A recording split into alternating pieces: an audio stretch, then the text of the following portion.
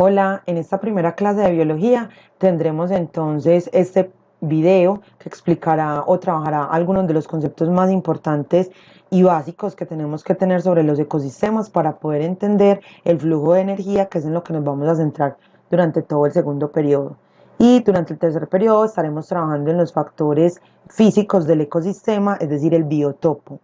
También hago como recomendación tomar notica de los conceptos importantes que vayamos trabajando. Luego de que se termine el video, deberán ingresar al siguiente vínculo que está en la parte de abajo de Classroom, donde encontrarán un crucigrama, el cual deberán resolver. ¿Qué tiene el crucigrama? Algunos concepticos de repaso de esta clase que acabamos de tener. Entonces vamos a definir a los ecosistemas como un conjunto formado por elementos biológicos e inertes, los cuales mantienen relaciones recíprocas tanto en el espacio como a lo largo del tiempo, originando intercambios de materia y de energía. Siempre lo hemos hablado como un conjunto. Muchas veces las personas suelen pensar que estamos haciendo referencia únicamente a lo vivo, pero hay que tener en cuenta que el ecosistema es tanto lo vivo como lo inerte, que están interaccionando continuamente, porque lo vivo no podría mantenerse de esa forma sin aquellos factores que están a su alrededor, como la radiación solar, el agua, el suelo y otros factores que enseguida estaremos viendo. Bueno, entonces está constituido por dos grandes grupos o dos grandes factores que anteriormente, cuando veíamos las clases del ecosistema, hablábamos de factores bióticos y factores abióticos. Los factores bióticos como aquellos elementos que tienen vida en el ecosistema y los factores abióticos como los que no tienen vida en el ecosistema.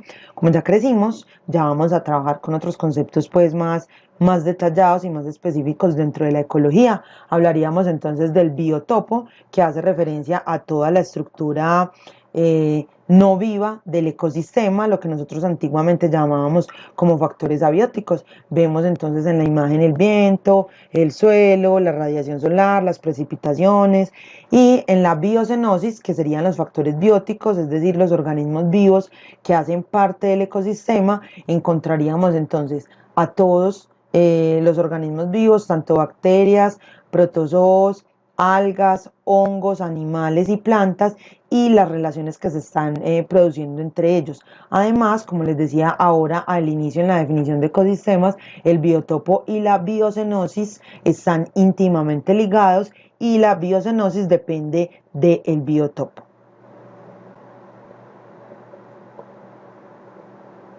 El biotopo entonces está definido como el ambiente de vida, está constituido por los componentes inertes, como les decía ahorita, materia inorgánica y energía, es el espacio natural en el que vive la biocenosis.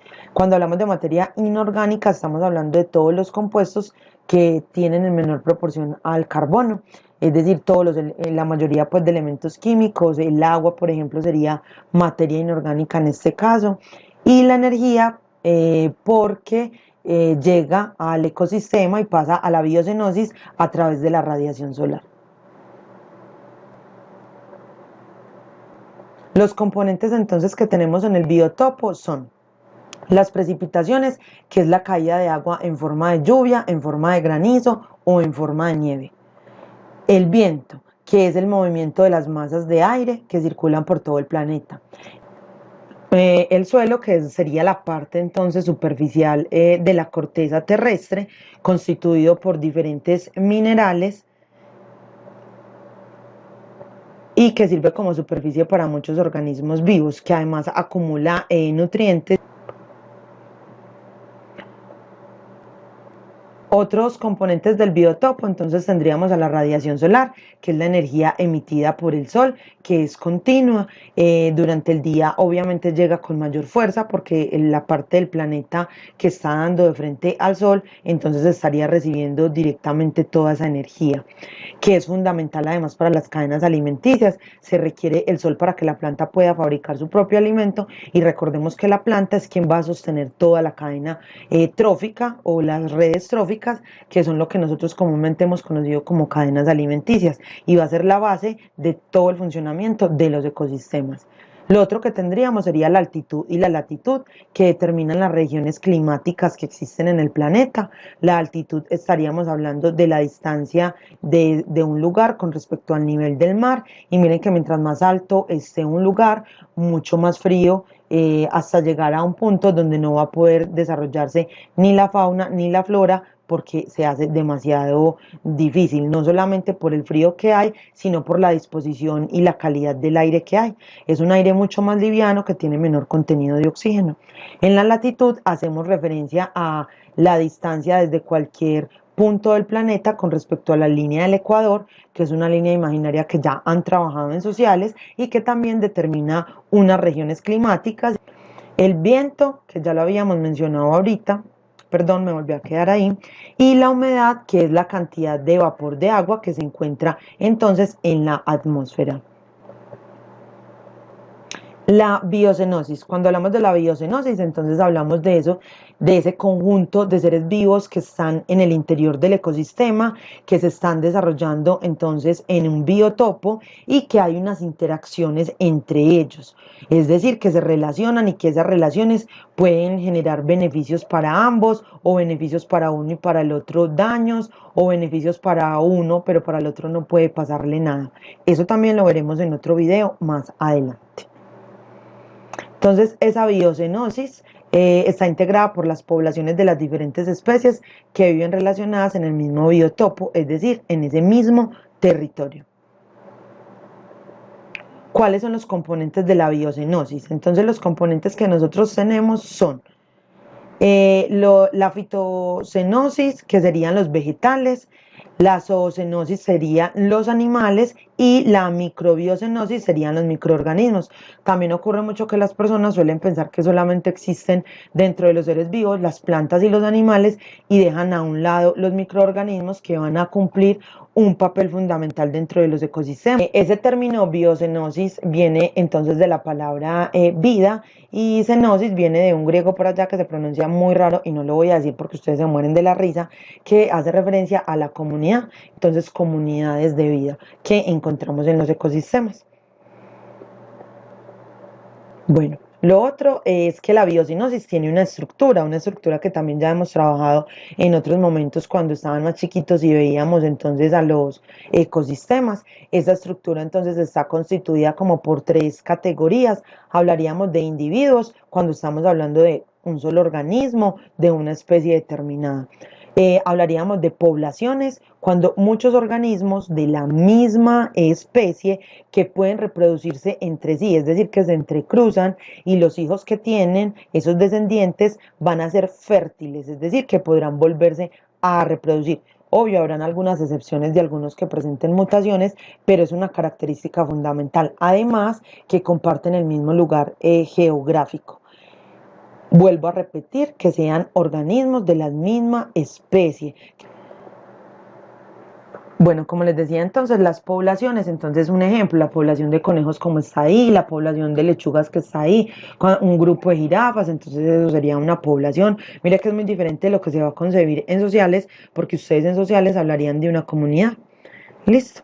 Y hablamos nosotros en ecología de comunidad cuando estamos hablando de un conjunto de organismos de diferentes especies, es decir, muchas poblaciones que están reunidas, organismos de diferentes especies que no se van a reproducir entre sí, porque una vaca no se va a no se va a reproducir con un camello, no se va a reproducir la paloma con un león, etcétera, etcétera.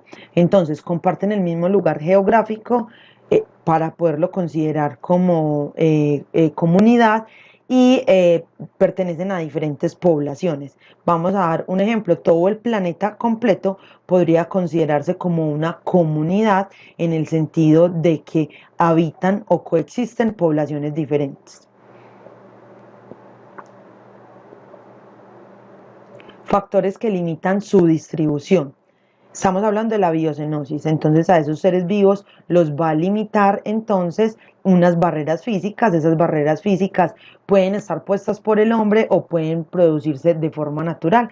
Por ejemplo, una barrera física podría ser los organismos que viven en el agua y los organismos que viven en la tierra. Obviamente un pez o una ballena no puede ir a vivir en la playa porque está impedida para habitar en ese lugar. Es una barrera física, la está poniendo el mismo ecosistema. Hay otras barreras físicas como la construcción de ciudades, que lo que hemos nosotros logrado es introducir nuestras viviendas y edificaciones en lugares que eran de otros organismos y que ellos obviamente no tienen pues como la capacidad de diferenciar, que por allí no pueden transitar, como lo que le ocurrió a este pobre elefante que murió atropellado por este maldito tren que ustedes ven ahí.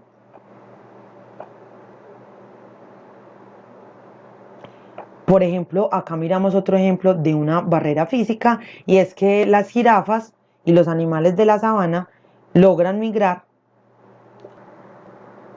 logran migrar cuando empieza la temporada de sequías. Ellos tienen 6 meses de calorcito y de sequía, por lo que los ríos disminuyen su nivel, entonces se corren hacia unos lugares más altos para poder acceder a los alimentos.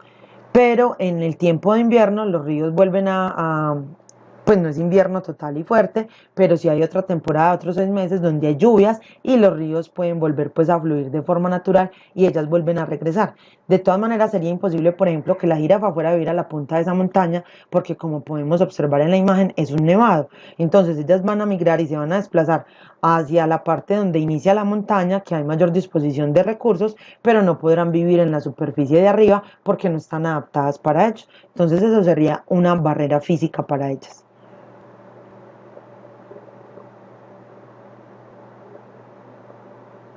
Las barreras climáticas, pues como su nombre lo indica, hace referencia al clima. Tenemos además que pensar que el clima no es el comportamiento de la atmósfera en un día. Ay, hoy el clima está muy frío, hoy está muy caliente. Eso es un concepto equivocado.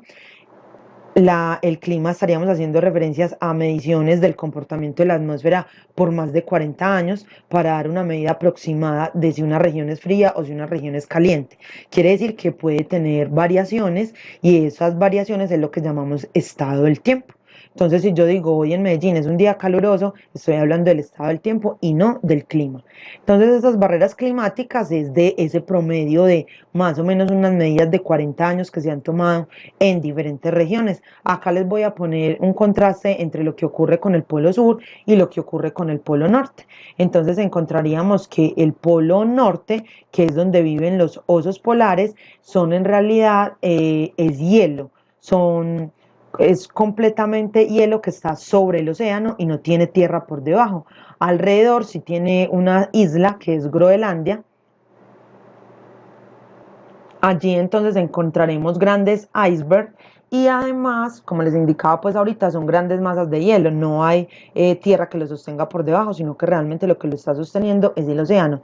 Por eso es el lugar que más ha sufrido consecuencias con el asunto del cambio climático. Con el sobrecalentamiento de la tierra, obviamente este polo, estos hielos se van derritiendo y estos organismos poquitos que habitan allí tienen dificultades para volver a regresar a las partes de superficie estables y que no se fracturen el hielo que lo sostiene.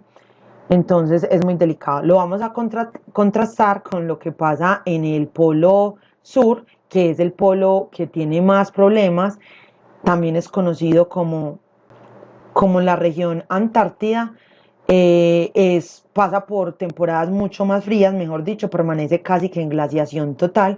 Durante el verano la temperatura más alta que alcanza es menos 25 grados Celsius.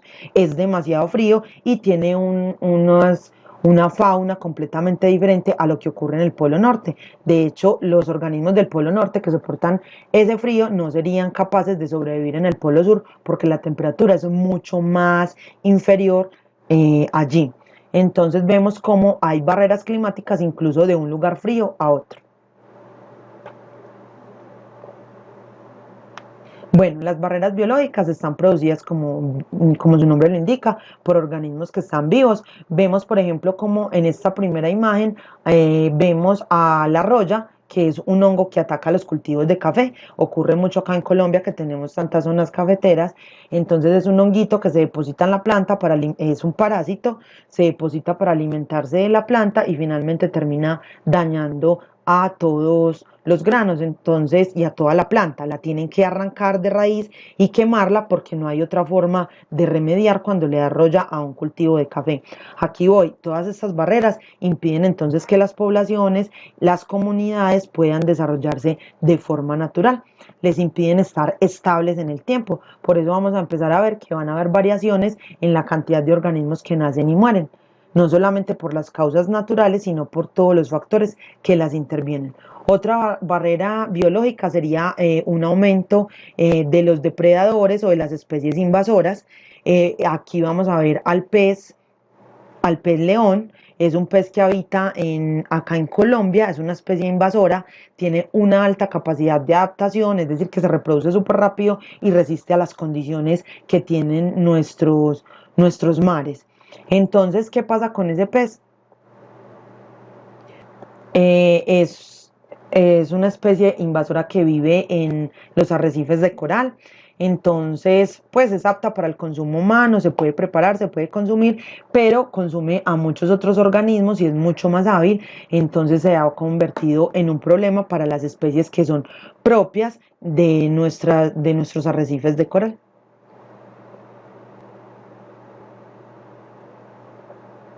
Bueno, las fluctuaciones que ocurren, como ahorita hablábamos de unas variaciones que ocurren debido a todas las barreras y a todos los factores que intervienen en la biocenosis, entonces las fluctuaciones hacen referencia precisamente a la variación del número de individuos de una especie a lo largo del tiempo en un hábitat determinado.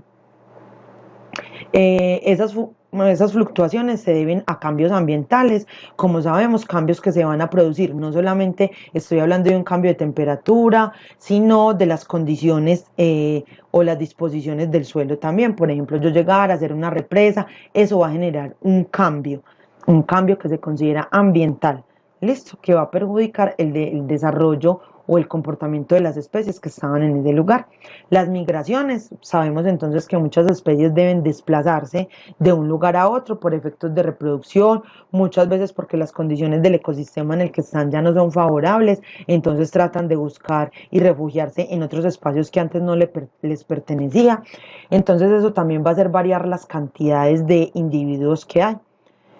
Tenemos también a la desproporción entre presa y depredador. Entonces, a medida de que aumenten los depredadores, disminuyen las cantidades de presa, convirtiéndose en un problema, como ahorita veíamos entonces con el asunto del pez león y como muchas otras especies que habitan acá en nuestros ecosistemas. La rana toro, por ejemplo, que es una rana que es una especie invasora en Colombia, que la trajeron para hacer unos cultivos y que la gente, eso no se llama cultivos, para hacer como unos espacios donde ellas se pudieran reproducir y venderlas y comercializarlas como comida, pero se salió de control en Antioquia.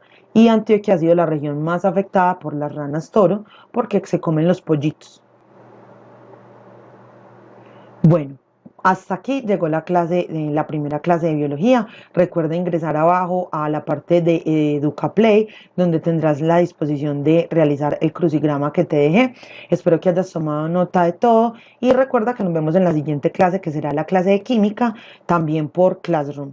Ya siempre vas a entrar a Classroom para poder hacer todo.